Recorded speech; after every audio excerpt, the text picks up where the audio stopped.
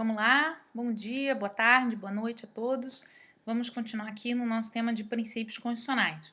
Eu tenho que fazer uma retificação, porque eu estava vendo o último vídeo e toda hora eu estou falando de princípios fundamentais. Na verdade, esses primeiros princípios que a gente viu no último vídeo são classificados, enfim, de acordo com a classificação do professor Luiz Roberto Barroso, embora que eu, na verdade, coloco mais princípios do que ele, inclui nessa categoria, como princípios gerais. E agora que a gente vai falar dos fundamentais. É claro que essa é apenas uma nomenclatura, a gente pode inverter, mas, assim, para fazer justiça à classificação que ele adota e nessa organização, aqueles princípios que a gente falou, dignidade, cidadania, república, federação, Estado democrático de direito, separação de poderes e pluralismo político, são os considerados princípios gerais, no sentido de que eles são logicamente anteriores, logicamente mais abrangentes. E depois deles vêm os fundamentais. Sim, talvez até a escolha da terminologia não seja a melhor, a mais feliz, porque fundamental parece que é uma coisa anterior, mas enfim, é apenas uma nomenclatura para ajudar vocês a entenderem. E como eu vi que várias vezes eu estou me referindo a fundamentais, poderia gerar uma confusão, mas para esclarecer. Então, aqueles eram os princípios gerais, esse primeiro conjunto de princípios, de decisões estruturantes da Constituição de 88, acerca da posição do indivíduo, das relações do indivíduo com o Estado e da estruturação do próprio Estado. E agora a gente vai avançar para os chamados princípios fundamentais, que dizem respeito de forma muito direta, como vocês vão ver, aliás, aos direitos fundamentais. E esses princípios fundamentais, eles são decorrência, são corolários muito evidentes dos tais princípios gerais. Então, eu separei para vocês, assim, na minha visão, de novo, né? Essa é uma opção que pode variar de autor para autor, não existe nada canônico nessa discussão, mas eu acho que há uma seleção aqui que eu fiz de de sete, de novo, de sete princípios que eu considero fundamentais, que decorrem dos gerais e que também vão ter uma repercussão sobre o Estado como um todo, sobre o sistema constitucional como um todo, sobre as relações dos indivíduos, das pessoas com o Estado como um todo. Então, que princípios que são esses?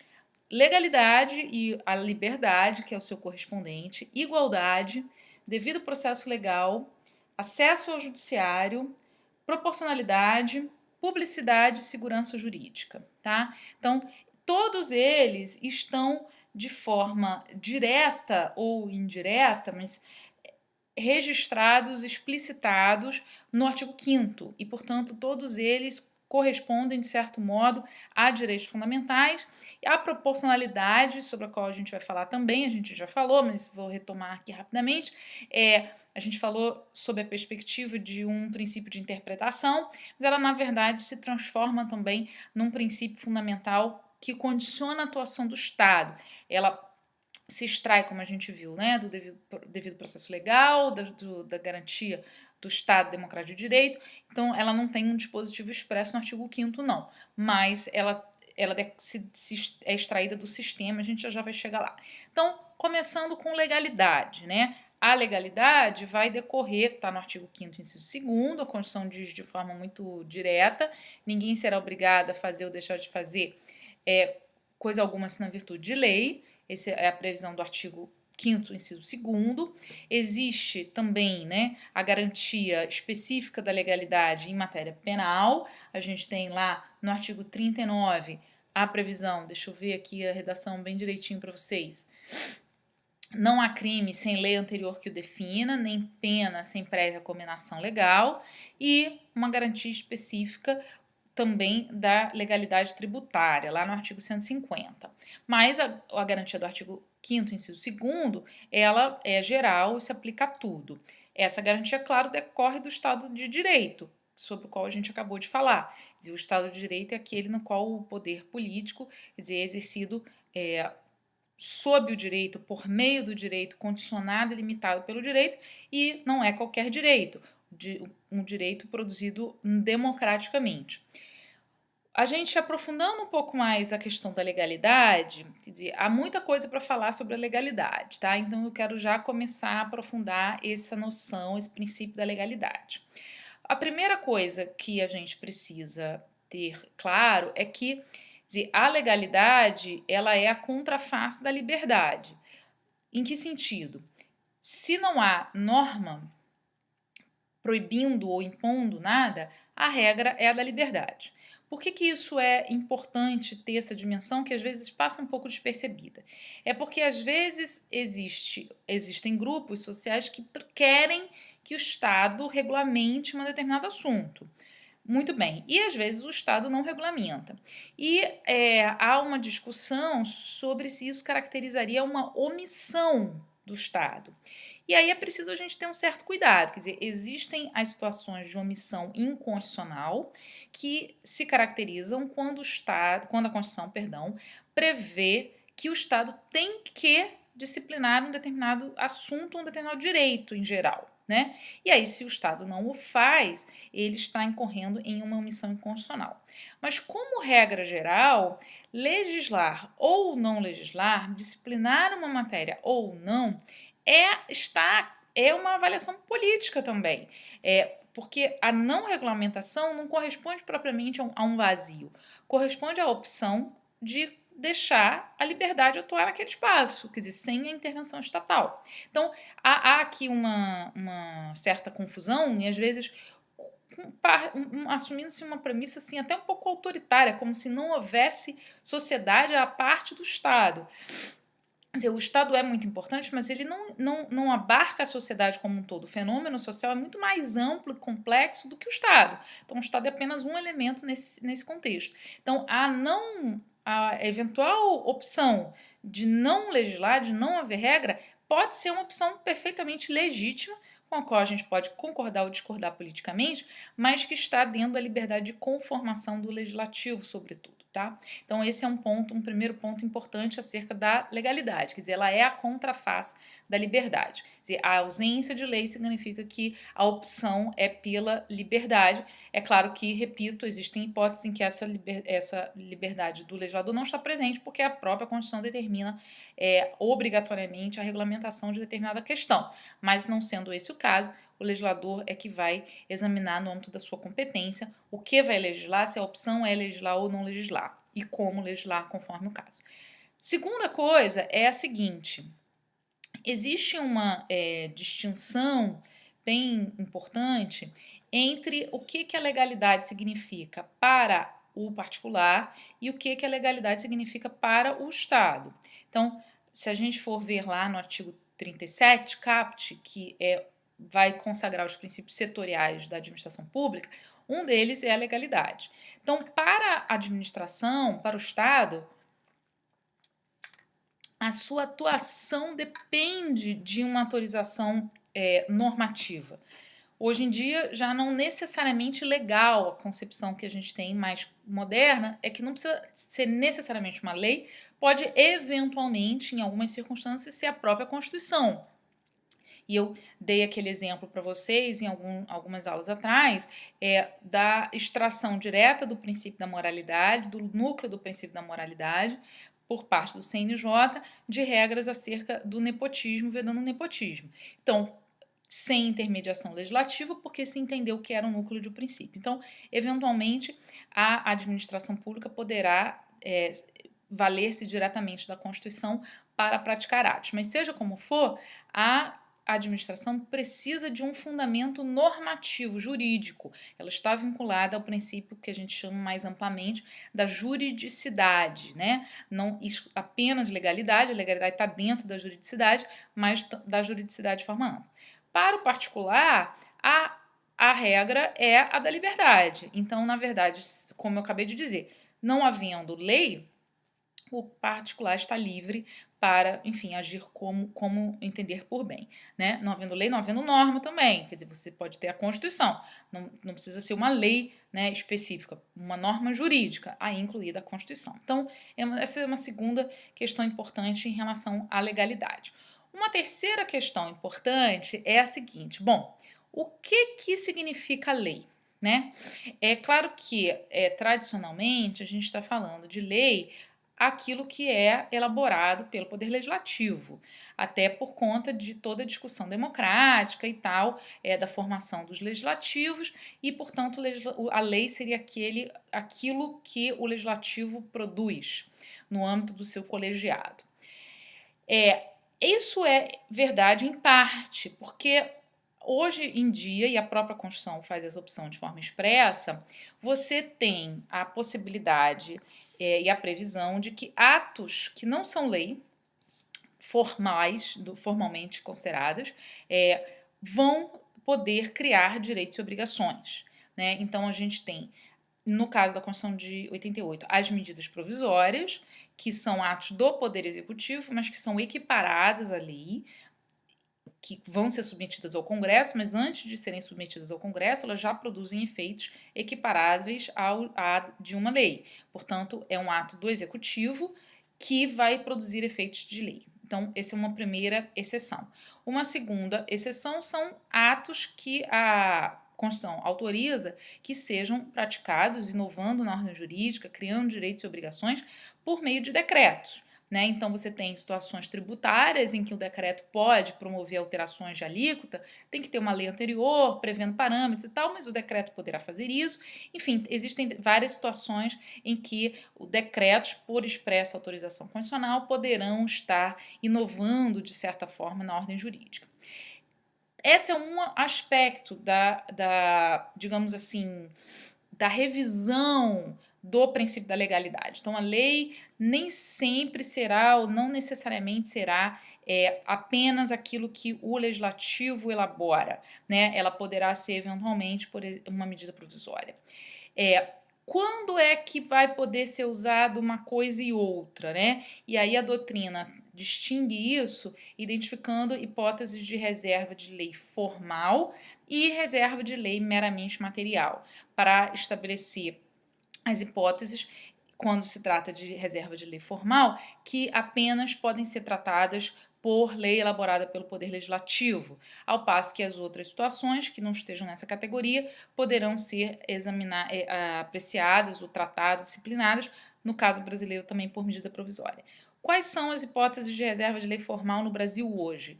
São as matérias que lá no artigo 62, estou chegando nele lá, a Constituição prevê que não podem ser objeto de medida provisória. Então, se vocês forem lá no artigo 62, que trata das MPs, vocês vão encontrar a lista de assuntos que a Constituição prevê não poderão ser objeto de MP. Então, parágrafo 1º do artigo 62, é vedada a edição de medidas provisórias sobre a matéria relativa a nacionalidade, cidadania, direitos políticos, partidos, direito eleitoral, direito penal, processual civil, organização do judiciário, etc.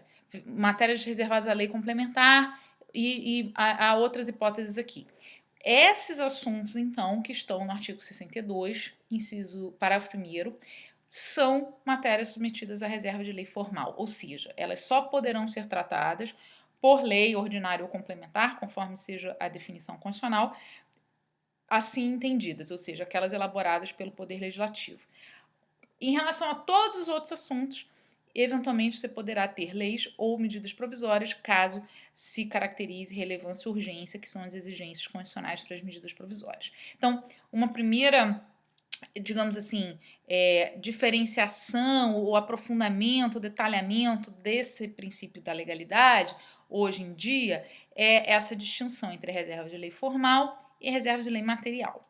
Mas existe uma segunda distinção, e na verdade vocês vão percebendo que essas distinções elas correspondem a uma certa flexibilização do princípio da legalidade, considerando o dinamismo das relações sociais, o crescimento do poder executivo, da administração pública de forma mais ampla, quer dizer, a atividade do legislador, dos parlamentos, quer dizer, hoje em dia ela é menos legislativa, ela continua legislativa, mas a sua capacidade de edição normativa hoje em dia se torna compartilhada com outros espaços de poder e os legislativos vão se concentrando, ocupando mais do seu tempo com a fiscalização, né? Esse é um fenômeno que não é exclusivamente brasileiro, é um fenômeno mais geral. Mas no Brasil a gente tem essa situação. Então, uma primeira distinção é essa: reserva de lei formal só pode o que o legislativo elabora, e reserva de lei material poderá ser disciplinada também por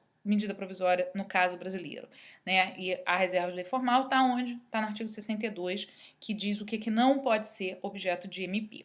A outra distinção é a chamada reserva, distinção entre uma reserva de lei absoluta ou reserva de lei relativa. O que é isso?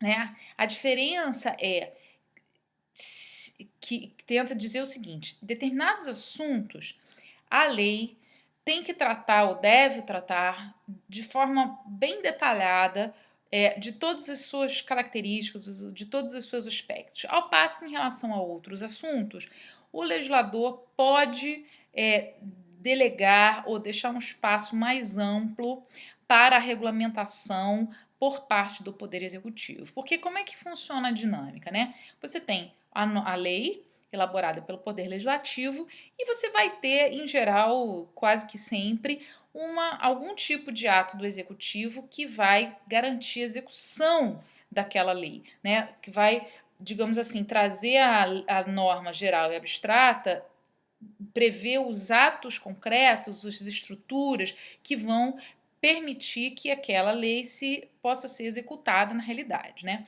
Só que qual é o espaço, né? Aqui não é uma questão propriamente de preto e branco, é um contínuo, existem gradações. A questão é quanto de espaço normativo legislativo pode transferir para o executivo e quanto que ele não pode. Então, é isso que essa distinção entre reserva legal absoluta ou reserva legal relativa tenta demarcar, estabelecendo que determinados assuntos a lei tem que tratar das questões todas, ou pelo menos de substancialmente todas, não podendo transferir poder normativo significativo para a administração. A passo que, em relação a outros assuntos, essa delegação, essa transferência é possível.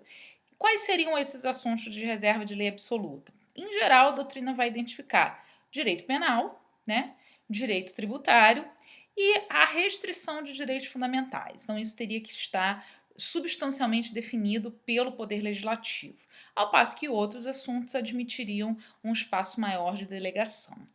Na verdade, paralelamente a essa distinção entre reserva de lei absoluta e reserva de lei relativa, a gente tem o fenômeno da delegação legislativa, que na verdade já se manifesta nessa distinção, mas que tomou um vulto maior recentemente por conta de leis em que o legislativo de fato delega assim amplamente, não é apenas a regulamentação para garantir a execução da norma, não, ele delega mesmo a definição, a disciplina de assuntos de forma bastante ampla. Tá? É claro que isso só será possível em relação aos assuntos que admitam reserva de lei relativa, mas ainda assim existe uma discussão sobre a validade dessa delegação legislativa ampla. E o Supremo já em algumas ocasiões se manifestou sobre isso e ele entende, as diretrizes que a gente pode extrair da jurisprudência suprema sobre isso podem ser organizadas da seguinte maneira. Primeiro, o Supremo entende que você não pode ter uma delegação completamente sem parâmetros, né? Você tem que ter algum tipo de diretriz, algum tipo de parâmetro que permita o controle da ação da administração pública, da ação normativa da administração pública. Então, não pode haver um cheque em branco, como às vezes se fala, ou uma delegação em branco. Essa é uma primeira explicação, ou um primeiro parâmetro, né? Um segundo parâmetro que a gente identifica assim da jurisprudência suprema é que você tem que ter uma certa necessidade, quer dizer, essa delegação ela tem que ter uma certa razoabilidade, a sua existência, por razões técnicas, por razões da agilidade do tipo de resposta que se demanda acerca daquele assunto, enfim, seja qual for a razão, é preciso que haja uma justificativa, quer dizer, essa delegação não pode ser simplesmente o legislativo, estou transferindo aí para você, a administração resolve, toma as decisões. Não pode ser isso, quer dizer, tem que ter uma lógica por qual razão, por quais razões em relação àquele assunto, o legislativo achou melhor para o interesse público, transferir uma parcela maior normativa para a administração pública, né? E, portanto, então o Supremo faz esse tipo de avaliação em relação às delegações legislativas de forma mais ampla. Então, percebam que quando a gente fala de princípio da legalidade, voltando ao princípio, a Constituição diz, né, que ninguém será obrigado a fazer coisa alguma senão em virtude de lei. Na verdade, essa palavrinha lei, hoje em dia, ela vai se expande para todos esses desenvolvimentos que eu resumi aqui para vocês. Quer dizer, a gente pode estar falando de lei formal, a gente pode estar falando de atos equiparados à lei com uma medida provisória, a gente pode estar falando, na verdade, de uma lei que trata integralmente do assunto, ou de uma lei que transfere alguns aspectos para a regulamentação do legislativo, e até mesmo de uma lei que delega de forma bastante ampla competências normativas, por exemplo, para agências reguladoras, né, e que poderão ser válidas essas leis, dependendo da presença desses parâmetros, dependendo da necessidade de técnica ou, enfim, de algum tipo de razão que justifique essa delegação. Portanto, quando a gente pensa em legalidade, né, na verdade é um grande pacote de discussões hoje importantes, porque a gente tem uma releitura, né, do princípio da legalidade. O princípio da legalidade hoje não é o princípio da legalidade de 100 anos atrás, talvez nem de 50 anos atrás. Quer dizer, como eu falei, há esse processo de ampliação de poderes normativos da administração e, portanto, de transferência de poder normativo para a administração, não necessariamente para o executivo central, mas para órgãos, né, entidades, agências reguladoras, outros espaços no âmbito do Estado, que se a gente pensar hoje, Banco Central, Receita Federal, as agências reguladoras, têm um poder normativo muito grande, e há toda uma preocupação em relação a isso, que é a garantia de que no âmbito dessas instâncias de poder que estão criando normas, seja assegurada a participação das pessoas, haja transparência, haja prestação de contas também. Então, por enquanto, é o suficiente para o princípio da legalidade como um princípio fundamental que decorre daquele princípio geral do Estado de Direito e que, repito, está diretamente relacionado com a liberdade, né? A gente falou, vamos falar quando falarmos de direitos fundamentais, quer dizer, o artigo 5º está repleto de previsões garantindo liberdades religiosa, de associação, de profissão, de reunião, de pensamento, de expressão e assim por diante, né? Então, a legalidade, ela é essa contraface dessa liberdade, e em relação às liberdades asseguradas diretamente pela Constituição, a legislação poderá até, em determinadas circunstâncias, estabelecer restrições, mas com muita parcimônia. A gente vai ver isso depois em relação aos direitos fundamentais especificamente. O segundo princípio fundamental que eu quero falar para vocês é o da igualdade, né? Esse princípio decorre da própria dignidade humana, dentre os outros direitos. A igualdade, de certo modo, ela também admite, quer dizer, a Constituição prevê lá no caput do artigo 5º, né, o próprio caput começa com a igualdade geral de todo mundo, mas a Constituição vai trabalhar ou desenvolver essa igualdade em vários contextos. Então, a gente tem igualdade entre homens e mulheres, em muitas circunstâncias que a Constituição vai mencionar, de trabalho, de casamento. A Constituição vai se preocupar com a igualdade tributária, com a não discriminação em relação a muitos ambientes. Portanto, a igualdade é um princípio geral que decorre da dignidade, é um princípio fundamental, desculpa, que decorre da dignidade, que é um geral, que vai repercutir sobre a Constituição como um todo. De novo, né, a gente já falou sobre isso em algum momento, não lembraria onde, mas para lembrar, se a gente tem vários desenvolvimentos ou aprofundamentos quando a gente pensa em igualdade, há um plexo aqui de discussões em torno da igualdade, né? Uma primeira discussão é a igualdade formal, propriamente, dizer que todo mundo tenha o mesmo tratamento e na lei e perante a lei, ou seja, que quem aplica a lei aplique de forma isonômica para todo mundo, e aí a gente está falando sobretudo do executivo e do judiciário, da administração e do judiciário, e aqui esse é um tema assim muito sensível por conta em muitos aspectos, mas em relação ao executivo, porque a gente tem problemas muito sérios de desigualdade na execução de políticas públicas, né? Então a gente tem políticas públicas que deveriam estar atingindo a população como um todo e não estão. Quer dizer, então se a gente pensar,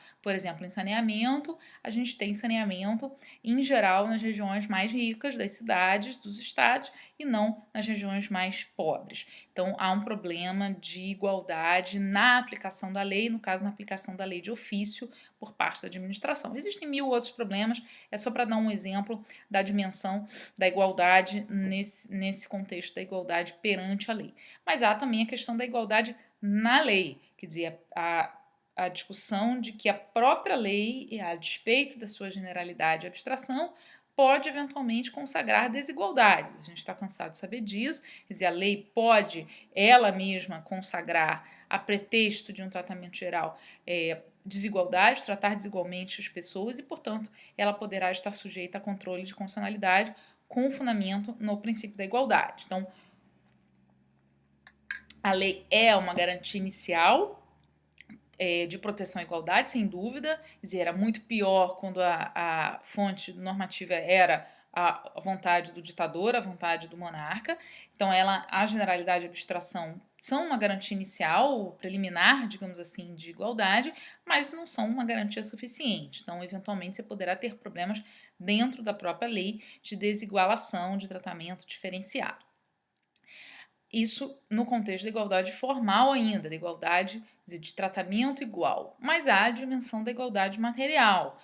Então, nós temos situações de desigualdade de fato que poderão exigir, se entende que a igualdade admite isso, um tratamento diferenciado, portanto, quer dizer, de certa forma, em contraste com a igualdade formal, mas para produzir a desequiparação, para minorar, a desequiparação que existe na realidade. Então, a gente está falando de políticas de ação afirmativa, de cota de tratamento diferenciado para homens e mulheres em determinadas circunstâncias, por conta da realidade de desigualdade. Então, a norma vai tratar de forma diferenciada para se adequar ou para promover a igualação, considerando a diferença de situação na realidade. Então, a gente tem junto, né, na verdade, com o princípio da igualdade, nessa circunstância, a necessidade de examinar uma eventual norma que consagre um tratamento diferenciado à luz da razoabilidade, saber se o tratamento desigual ele é justificado à luz daquela diferença de fato. A gente já falou sobre isso, a gente até fez exercícios sobre isso, a partir da ideia de proporcionalidade, razoabilidade e igualdade lá atrás. Então, isso é só um pouco para recuperar esses conteúdos e lembrar que a igualdade é esse princípio fundamental que vai repercutir sobre a interpretação da Constituição como um todo. Próximo princípio fundamental, desculpa, eu estou com uma dificuldade com isso, né? É o devido processo legal, tá? Então, no artigo 5º, inciso, eu vou decorar, 54, eu acho, a Constituição vai assegurar de forma geral, deixa eu catar aqui,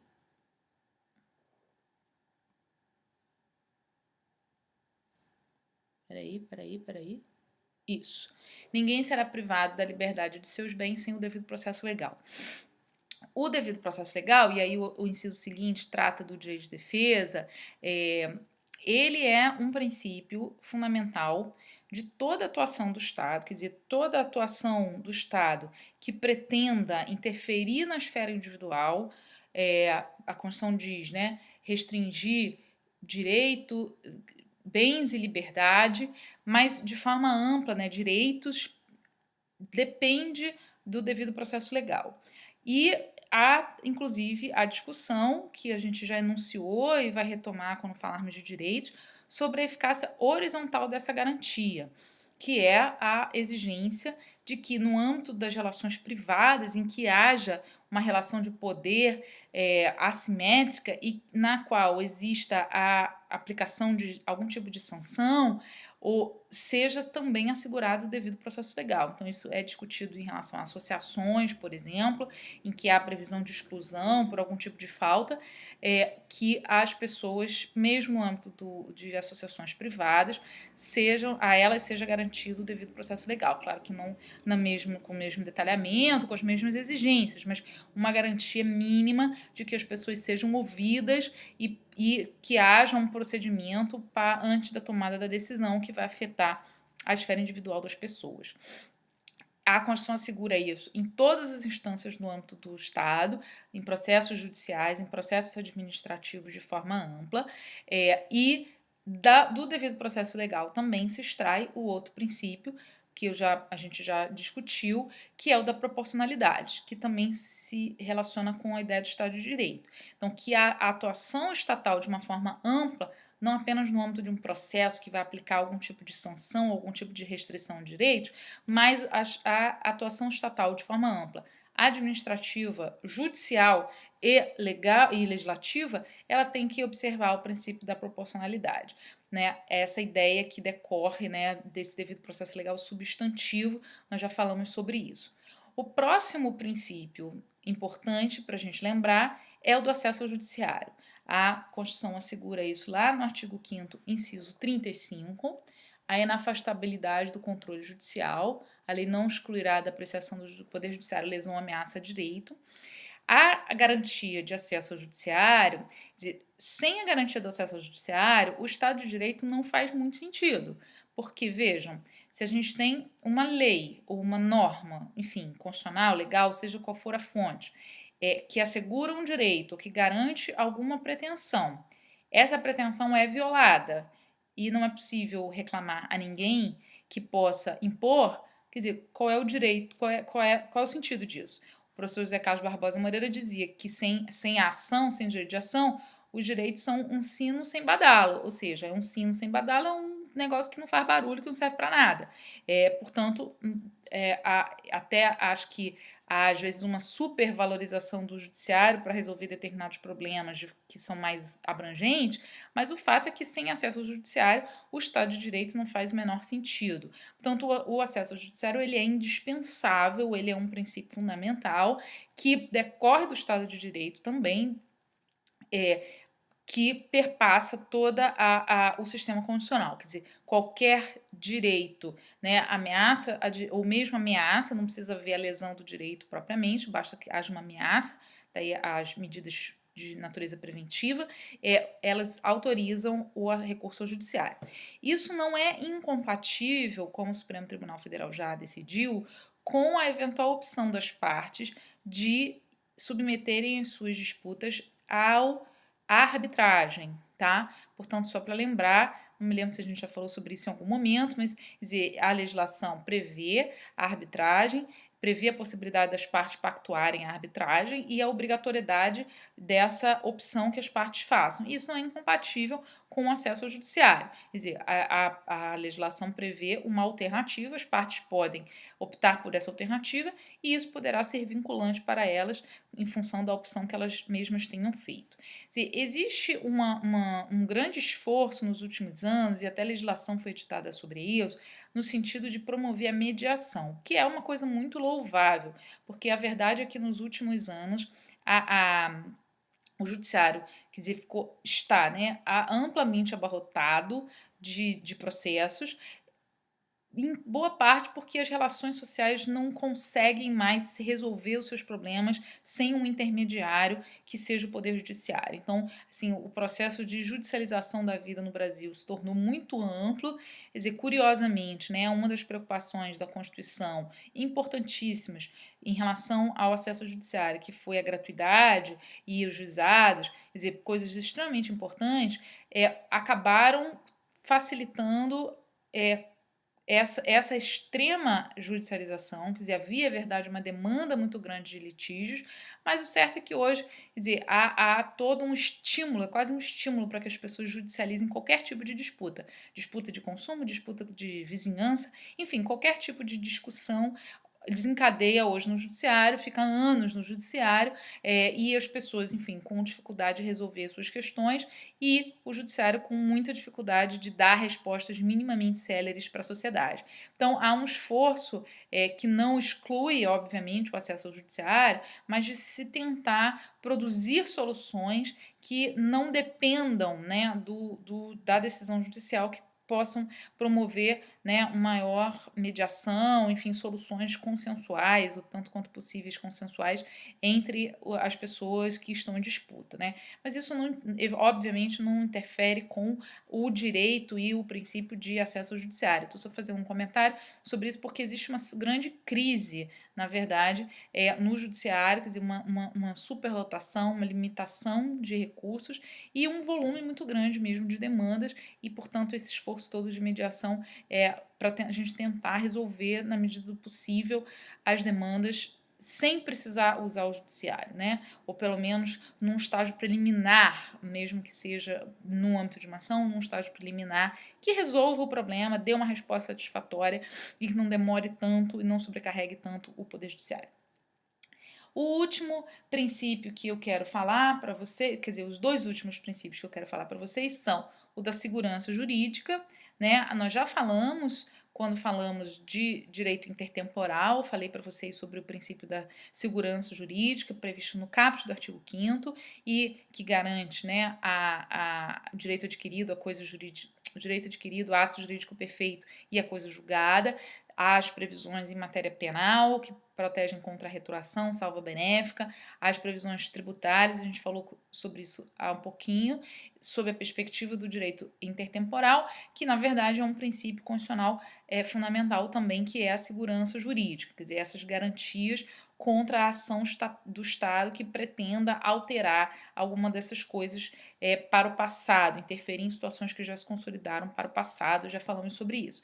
E o último princípio fundamental que eu quero trazer é o princípio, quer dizer, um mix, né, de publicidade, motivação e prestação de contas. Então, se vocês olharem lá no artigo 5º, inciso 33, vocês vão ver: todos têm direito a receber dos órgãos públicos informações de seu interesse particular ou de interesse coletivo ou geral, que serão prestados no prazo da lei, etc, etc. A lei 12.527 de 2011, a Lei de Acesso à Informação, regulamentou essa previsão. Então, as pessoas têm o direito de obter informações. Lá no artigo 37, a gente tem a previsão de que os atos de administração, um dos princípios da administração, é um princípio setorial, mas que decorre desse princípio fundamental, é o da publicidade. Quer dizer, os atos do Poder Judiciário, como regra, devem ser públicos, as decisões motivadas. Quer dizer, tudo isso decorre desse princípio fundamental que decorre da República, que é o princípio da publicidade, da prestação de contas e da motivação. Quer dizer, a ação estatal, ela deve prestação de contas, deve satisfações, deve justificativas às pessoas, né? São agentes delegados, todos são agentes delegados, inclusive o Poder Judiciário. O fato da pessoa ter ingressado por meio de concurso não confere a ela um poder autônomo, independente, que está desconectado das partes ou da sociedade, assim como do legislativo, assim como do poder executivo, da administração e todas as suas esferas. Então, esse princípio, ele é um corolário do princípio geral da República e ele envolve a regra geral da prestação de contas, da publicidade dos atos e do correspondente direito previsto no artigo 5º 33, de que as pessoas possam pedir essas informações caso elas não tenham sido voluntariamente ou de ofício colocadas à disposição. A lei de acesso à informação prevê, inclusive, que a regra deve ser a de que as informações, os atos devem estar de ofício, quer dizer, automaticamente públicos, e não depender das pessoas pedirem. Mas o fato é que as pessoas poderão pedir nos termos do artigo 5º 33, claro que tem a exceção de sigilo, imprescindível à segurança da sociedade do Estado, existem situações de sigilo, mas elas devem ser excepcionais. A regra, e esse é o último dos princípios fundamentais, desculpa, que eu queria tratar com vocês, era esse princípio da publicidade, da motivação da prestação de contas. Então, recapitulando, né, os princípios fundamentais, a gente falou de legalidade, liberdade juntos, de igualdade, de devido processo legal, de proporcionalidade, de acesso ao judiciário, de segurança jurídica e de publicidade, motivação e prestação de contas. No próximo vídeo a gente vai só fazer uma apresentação rápida dos princípios setoriais, que na verdade a gente vai estudar de forma específica quando a gente falar de cada um dos setores, ok?